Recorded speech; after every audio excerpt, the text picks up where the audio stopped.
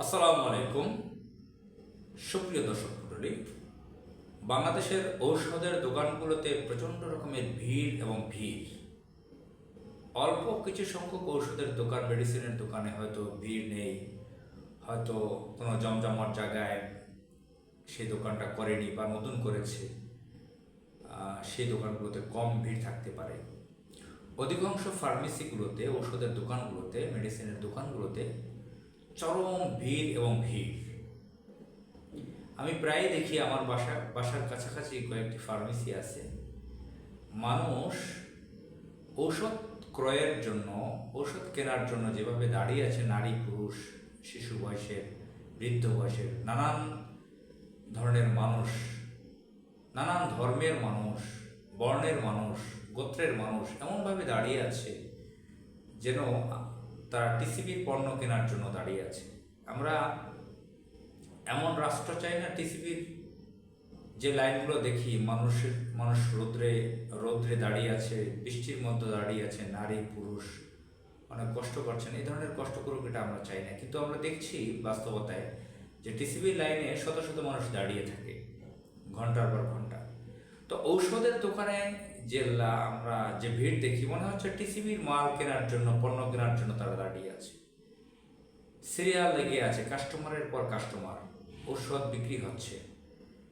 এ সকল ঔষধ কেনার সময় কোনো দরাদরি হয় না, যা দাম লেখা সেটাই, কোনো ধরনের দরাদরি সেখানে চলে না। তো ঔষধ কিনতেছে মানুষ, মানুষ কিনতেছে, ডাক্তার প্রেসক্রিপশন দিচ্ছে, মানুষ প্রচুর ডাক্তারের কাছে যাচ্ছে। যার একটু আর্থিক সচ্ছলতা আছে, সে প্রাইভেট ডাক্তারের কাছ থেকে প্রেসক্রিপশন লিখে নিয়ে আসছে। 1000, 1200, 1500 টাকা, 2500 টাকাও ফি দেওয়া হয় অনেক ডাক্তারকে। সেই ধরনের ফি দিয়ে তারা ডাক্তার থেকে আসছে, ঔষধ কিনতেছে।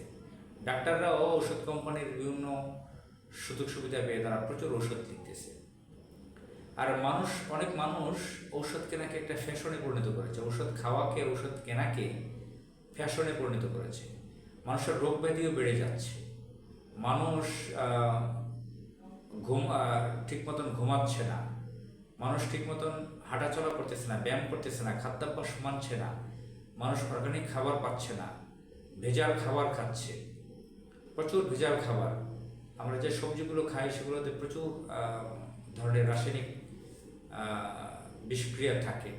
আমরা যে আমাদের কনজিউমার আইটেমগুলো আছে, ভোজ্য তেল আছে, সব কিছুতে চাল আছে ভেজাল। আমরা ওষুধের দোকানে যে লাইনটা দেখি, এটা আমরা খাদ্যর অন্যান্য দোকানগুলোতে এত ভিড় দেখি না। দেখা যাচ্ছে সবজির দোকানে, মুদির দোকানে, আমি তো বাজার করি, সংসার চালাই, অনেকের মতো আমি একজন সাধারণ মানুষ, আমাকে বাজার যেতে হয়। তো বাজারগুলোতে অনেক গুরুত্বপূর্ণ বাজারের দোকান ছাড়া অধিকাংশ কাঁচা বাজারে, মুদির দোকানে এত ভিড় দেখি না। মানুষ যায় কিনে, এত ভিড় দেখি না। ঔষধের দোকানগুলোতে দেখি যে লাইন লেগে থাকে মানুষের। আজকে একটা ওষুধের দোকানে আমি গেলাম, 20 থেকে 25 মিনিট দাঁড়িয়ে রইলাম, প্রচুর ভিড়। তারপর চলে এলাম। ওষুধের দোকানের মালিক আমাকে চিনে, তিনি ভাই সম্বোধন করে, খুব সম্মান করে বসতে বললেন, দাঁড়াতে বললেন, অপেক্ষা করতে বললেন। আমি চলে এলাম, যে বললাম পরে আসবো। তো দেখতেছি কাস্টমারও তার ওখানে ভিড়, ওষুধ দিতেই আছে, টাকা রাখতেছে, ওষুধ বিক্রি করতেছে।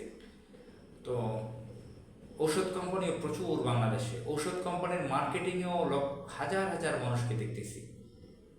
বিশেষ করে যদি যশোর অঞ্চলে আপনারা যান, যশোর, মাগুরা, কুষ্টিয়া, ঝিনাইদহ, এই অঞ্চলের মানুষকে একটু স্পেশালি দেখি বেশি ঔষধের মার্কেটিংয়ে কাজ করে, চাকরি করে। ঢাকা শহরের বিভিন্ন হসপিটালগুলোর সামনে ঔষধের কোম্পানির রিপ্রেজেন্টেটিভগণ দাঁড়িয়ে থাকেন, ডজন ডজন লোক মোটরসাইকেল নিয়ে তার উপর রেস্ট করেন, গল্প করেন, দাঁড়িয়ে থাকেন।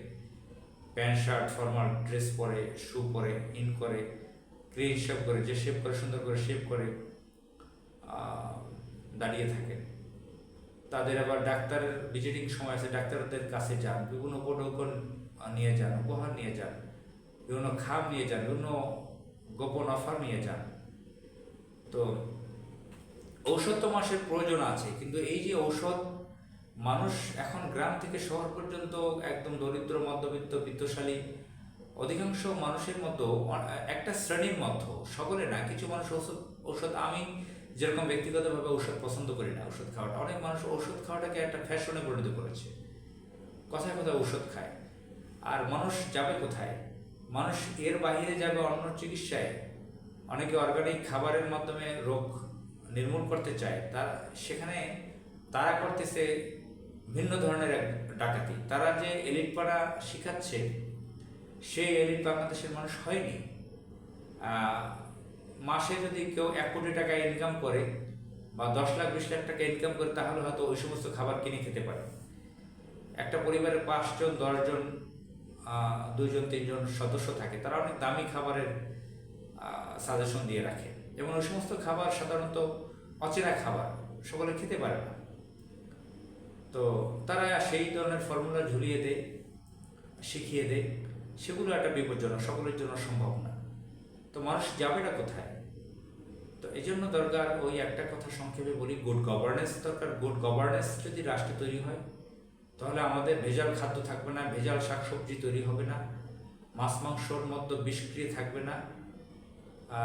মানুষ আমাদের যে এখানে সেখানে ফ্যাক্টরিতে ধোঁয়া ছাড়বে না, রাসায়নিক বিক্রিয়া আমাদের পানিতে যাবে না, আমাদের পানি বিশুদ্ধ থাকবে, দূষণমুক্ত থাকবে, আমাদের পরিবেশ ঠিক থাকবে, গাছপালা থাকবে, মানুষ হাঁটবে, পার্ক থাকবে, রাস্তা থাকবে, মাঠ থাকবে, ভালো একটা পরিবেশ তৈরি করবে। এবং যে সমস্ত ইনস্টিটিউট আছে, মেডিকেল হসপিটাল, সেগুলোতে ভালো সেবা দিবে, চিকিৎসা হবে।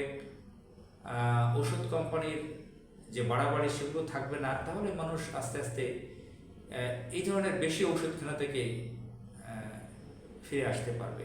মানুষ প্রচুর ওষুধ কিনতেছে, প্রতিদিন মনে হয় কয়েকশো কোটি টাকার ওষুধ বাংলাদেশের মানুষ কিনে খাচ্ছে। বাংলাদেশের মানুষকে ধূমপান মুক্ত করা দরকার, ধূমপানও ছড়িয়ে গেছে সারা বাংলাদেশে।